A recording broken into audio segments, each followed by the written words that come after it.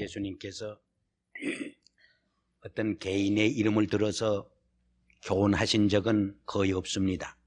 심지어는 이스라엘의 믿음의 영웅들이라고 불리우는 아브라함이나 모세에 대해서도 그런 교훈을 하시지는 않았습니다.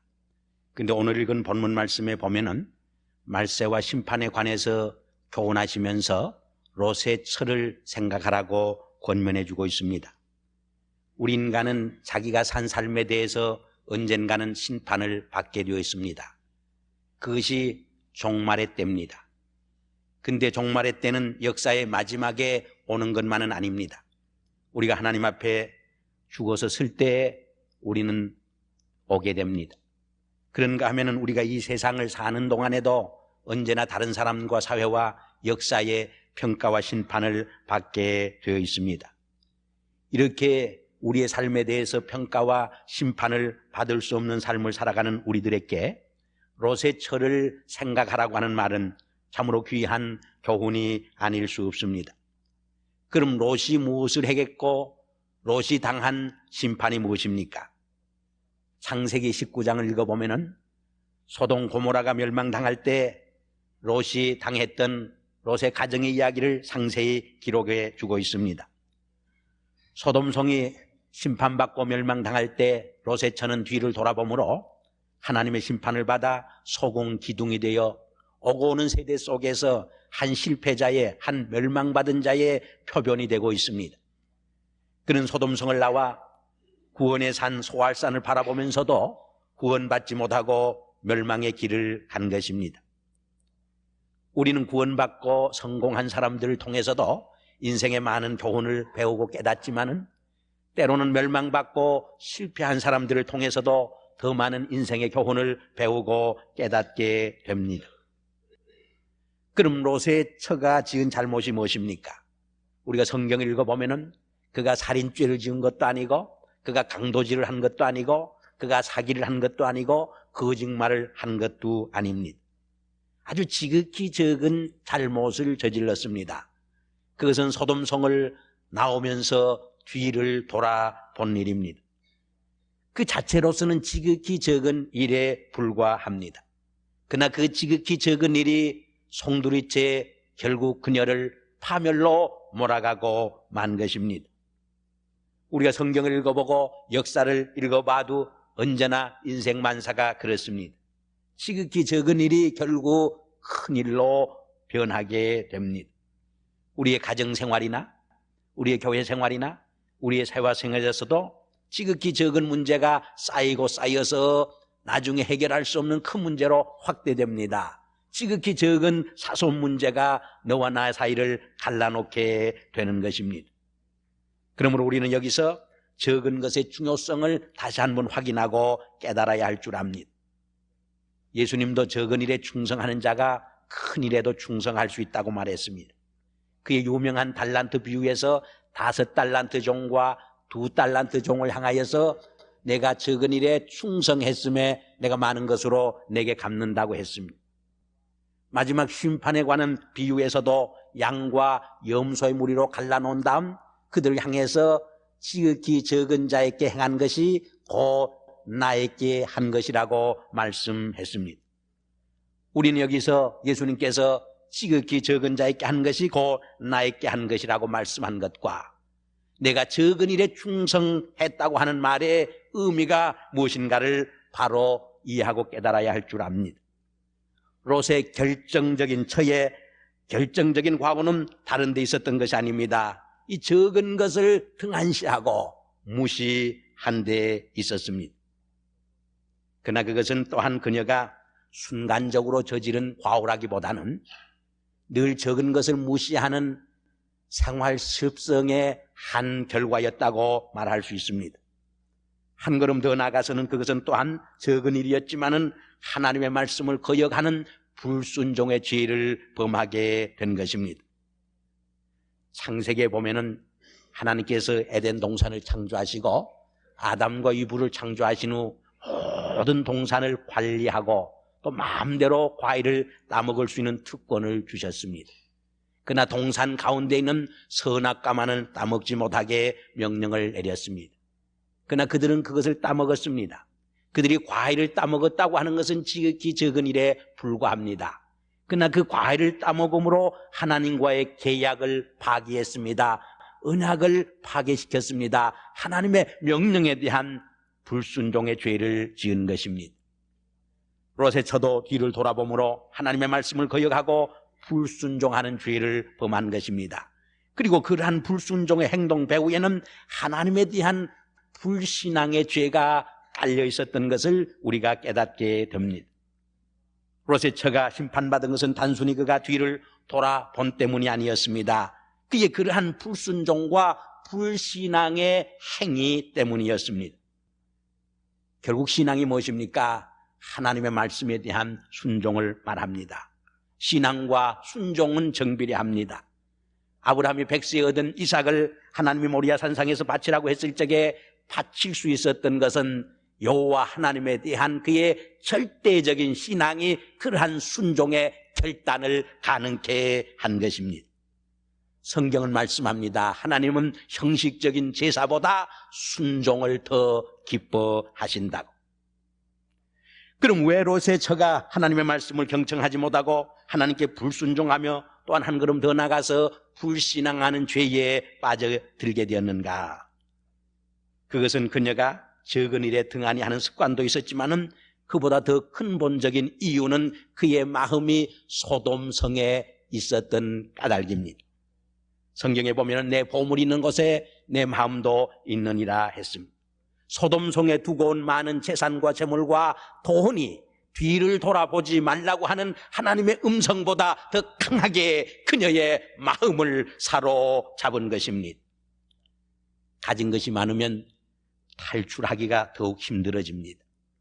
유교 때도 보니까 가진 것이 없는 분들은 미련 없이 홀홀 떨시고 떠나갑니다. 그러나 재산이 많은 분들은, 가진 것이 많은 분들은 재산 때문에 떠나지 못하고 피해를 보고 죽임을 당하는 것을 종종 봤습니다. 임종 때도 죽을 때도 보면은 가진 것이 없는 분들은 미련 없이 세상을 떠납니다. 그러나 뼈를 갈고 이를 갈면서 많은 재산을 모은 분들은 그 재산을 두고 가는 것이 너무 고통스러워서 참 힘들게 고통스럽게 임종하는 모습을 볼 때가 있습니다. 바울은 빌립보 3장에서 과거의 자기 7가지 영예스러운 자랑을 말했습니다. 그러나 그는 그리스도를 따르기 위해서 그 모든 것을 배설물로 여겼다고 고백을 했습니다. 오직 앞에 있는 푯대를 향하여 매일매일 다름질 치노라고 고백한 것입니다. 그리고 이것이 바로 성숙한 크리스찬의 삶이라고 그는 증언했습니다. 우리는 바울처럼 우리의 과거에서 탈출할 수 있어야 합니다. 우리는 우리의 소유에서 해방될 수 있어야 합니다. 우리가 좋은 옷을 입으면 보기가 좋은 것이 사실입니다. 그러나 때로는 부자유스럽습니다. 옷에 때가 묻으면 어떡하나, 옷이 구겨지면 어떡하나 신경을 쓰고 염려하다 보면은 내가 옷을 입은 것이 아니라 옷이 나를 입어버립니다. 많은 가정에 가보면 좋은 화려한 가구를 사놓고 때 묻은 손으로 아이들이 만질까봐 만지마 야단을 칩니다. 누굴 위해서 가구를 산 것입니까? 이때 우리는 소유의 노예가 됩니다. 우리는 잘못된 소유관에서 해방되어야 합니다. 롯의 처는 여기서 해방되지 못한 것입니다. 물론 소유에서 해방된다고 하는 것이 그렇게 쉽지 않습니다. 그러나 여기에서 해방되지 못할 적에 우리의 마음속에 참 평안이 없습니다. 우리의 마음속에 참된 기쁨이 없습니다. 우리의 삶 속에 진정한 행복이 깃들지 못하게 됩니다. 은행 용어 중에 죽은 돈이라고 하는 용어가 있습니다. dead money. 은행에 예치해놓고 죽어서 찾아가지 않는 주인 없는 돈이 미국의 1년에 몇 억이 된다고 합니다. 저는 그 이야기를 들으면서 반드시 은행에 예치한 죽은 돈이 아니라 우리의 호주머니에 있는 돈도 바로 사용하지 못하게 될 적에 죽은 돈이 되는 것이 아닌가 그런 생각을 해봤습니다. 돈은 유용하게 쓰면 산 돈이 되지만은 무익하게 쓰면 죽은 돈이 됩니다. 그때 이 돈은 우리에게 행복을 갖다 주기보다는 해로움을 갖다 줍니다. 폼페이가 화산 폭발로 매장됐습니다.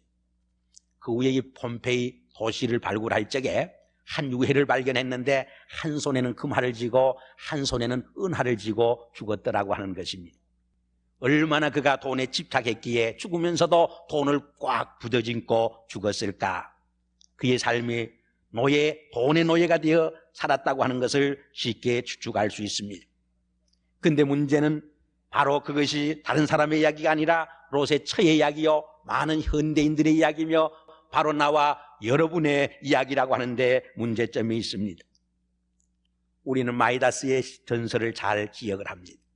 그의 큰 소원은 내가 만지는 것마다 황금 덩어리로 변할 수 있다면 얼마나 좋을까를 소원했습니다.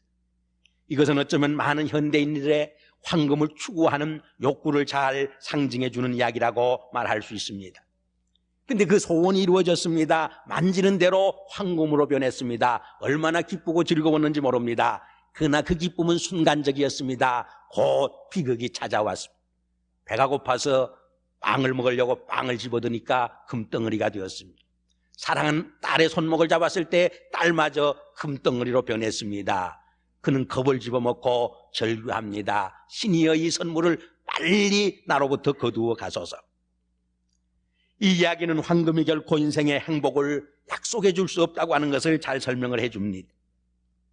2차 대전 때 종군했던 엘더스 벨스 목사는 전쟁터에서 경험한 이야기를 이렇게 들려줍니다.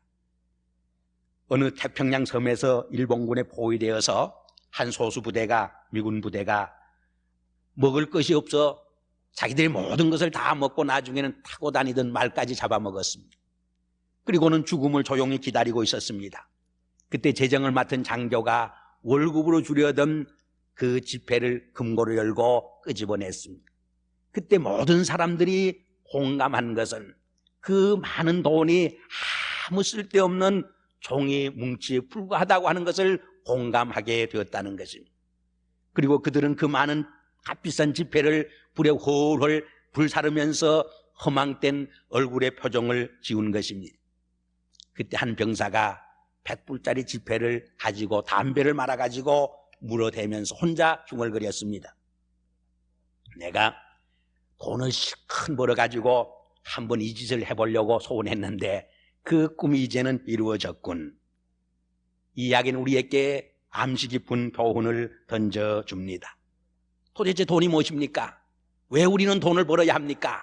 재산의 진정한 의미가 무엇입니까?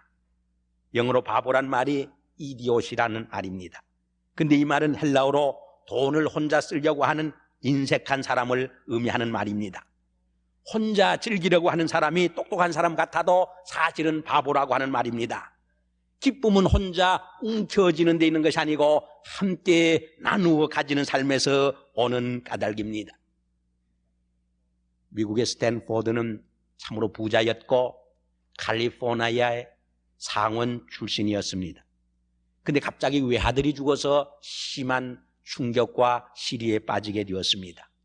근데 어느 날 꿈에 그 죽은 아들이 나타나서 아버지, 세상에는 우리 주변에는 나 같은 젊은이와 아이들이 많이 있잖아요.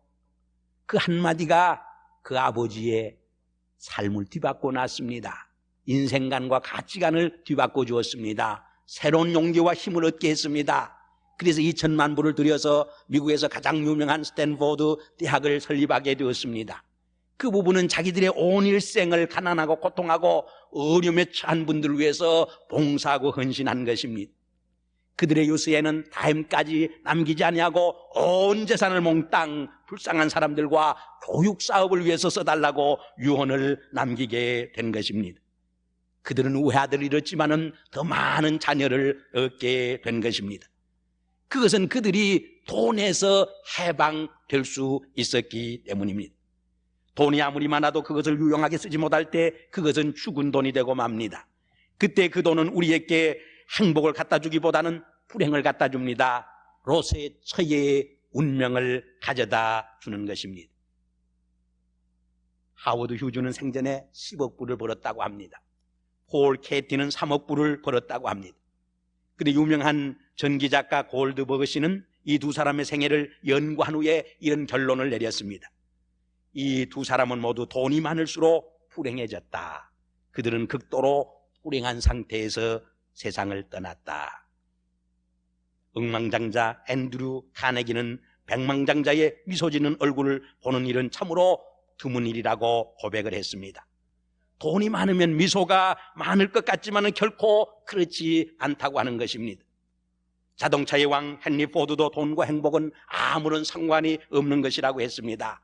내가 가장 행복하던 시절은 젊은 시절에 자동차 정비공으로 일하던 시절이라고 솔직히 고백을 했습니다. 우리는 돈이 많으면 행복해지리라고 하는 신화에서 탈피해야 합니다. 그 전설과 신화에서 해방되어야 합니다. 몇 년 전 한융 연구소의 존 레비는 돈을 많이 가진 재벌들의 생애를 광범위하게 연구조사한 후 그들에게 풍요증이라고 하는 병명을 붙여준 다음 그 증세를 이렇게 설명을 했습니다. 첫째로 부가 점점 더해질수록 남을 의심하는 병이 심해진다는 것입니다. 그래서 진정한 친구를 갖지 못하게 된다고 하는 것입니다. 제가 72년도에 시카고에 갔다가 그때 친구 목사님이 저를 안내해서 시카고를 구경을 했습니다. 굉장히 큰 빌딩을 가리키면서 저 빌딩의 주인은 너무 돈이 많아서 장가를 가지 못하고 결혼을 하지 못한다고 말해 주었습니다.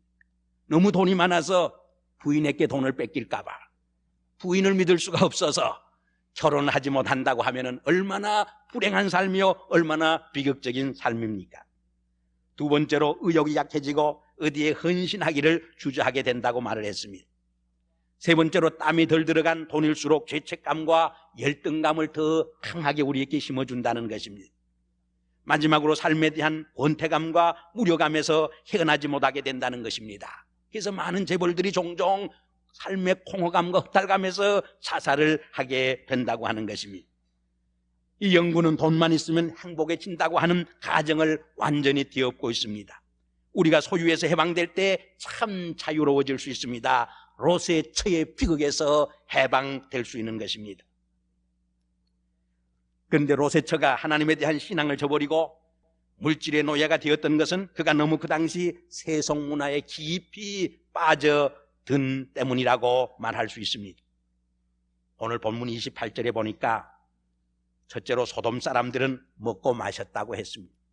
이것은 물질주의적, 향락주의적 인생관과 가치관이 편만했던 것을 보여줍니다. 오늘 우리가 살고 있는 북미 사회의 풍토와 가치관도 바로 이러한 것이 아닌가 하는 생각을 많이 해봅니다. 우리가 차차 여기에 동화되어 우리의 신앙 전통을 잊어버리고 배로 하나님을 삼고 부끄러움으로 영광을 삼을 적에 우리도 소돔 사람들의 운명과 같은 로세처와 같은 운명에 처하지 않으리라고 하는 보장은 없는 것입니다. 로마가 멸망받은 것은 결코 외적의 침입을 받아서 멸망받은 것이 아닙니다. 내적 부패와 향락 때문이었습니다. 이것이 역사의 산 교훈인 것입니다. 두 번째로 사고 팔았다고 했습니다. 이것은 극도의 상업주의를 말합니다. 모든 것을 상업화하고 물건으로 취급할 적에 거기에는 인간성이 말살됩니다. 모든 것을 경제적 이익 추구에서만 볼 때에 인간의 존엄성이 메마르게 됩니다. 극도의 경쟁주의 사회가 등장하게 됩니다. 그래서 경쟁하기 위해서는 사람도 죽입니다. 경쟁하기 위해서는 수단과 방법을 가리지 않고 행하게 됩니다. 이것이 바로 지옥의 한 모습이라고 말하지 않을 수 없는 것입니다. 세 번째로 심고 집을 지었다고 했습니다. 이것은 생산주의를 말합니다. 현대적인 용어를 빌린다고 하면은 매스 프로덕션과 테크놀로지를 의미합니다. 이러한 대중 생산 사회 속에서 인간은 비인간화하게 되고 생산의 수단으로 전락하기 쉽습니다. 이러한 문화의 소용돌이 속에서 많은 사람들이 문화의 희생자가 되어버립니다. 어떤 의미에서 로세처도 그 당시 사회 구조학의 한 빅팀이었다고, 희생자였다고 말할 수 있는 것입니다. 우리 크리스찬의 삶과 사명은 이러한 세속사회 속에서 살면서도 그 속에 완전히 동화되지 아니하고 그러한 세속사회를 오히려 트랜스포밍, 변화시켜 갈 수 있는 삶인 것입니다. 산고기는 물을 따라 떠내려가지 아니하고 오히려 물을 거슬려 올라갑니다. 역류하는 생명력을 지니고 있는 것입니다. 그래서 사도 바울은 말씀합니다. 너희는 이 세대를 본받지 말고 오직 마음을 새롭게 함으로 변화를 받아 하나님의 선하시고 기뻐하시고 온전한 뜻이 무엇인가 분별하라고 말씀합니다. 우리는 이 사회에 살지만은 이 사회 속으로 빠져 들어가서는 안 됩니다. 오히려 이 사회와 문화를 하나님의 선하시고 기뻐하시는 사회로 변혁시켜 갈 수 있는 더 트랜스포밍 에이전트, 변화의 촉진제가 될 수 있어야 합니다. 그래야 하나님의 사랑과 공유와 평화에 의해 다스려지는 새로운 공동체, 새로운 사회를 형성해 가야 할 사명과 책임이 있습니다. 이를 위해서 하나님은 우리를 부르고 계시는 것입니다. 우리는 하나님과 세상을 겸하여 섬길 수 없습니다. 때로는 둘 중에 하나를 선택해야 합니다. 로세처의 결정적인 실패는 이 선택에서 실패했다고 하는 점입니다. 그녀는 출발을 잘했습니다. 그녀는 훌륭한 믿음의 시삼촌 아브라함과 의로운 남편과 더불어 생활을 했습니다. 그러나 그녀의 귀한 가문이나 전통이 그녀를 구해주지는 못했습니다.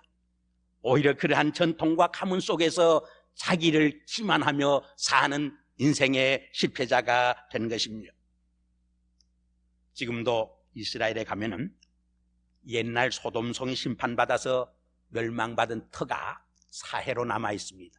죽은 바다로 남아 있습니다. 거기에는 염분이 너무 많아서 물고기가 살 수 없어 죽은 바다가 된 것입니다. 이 사해는 오고 오는 세대 속에서 무언의 교훈을 우리에게 전해주고 있습니다. 너희는 롯의 철을 생각하라고. 너희는 롯의 철을 생각하라고. 너희는 롯의 철을 생각하라.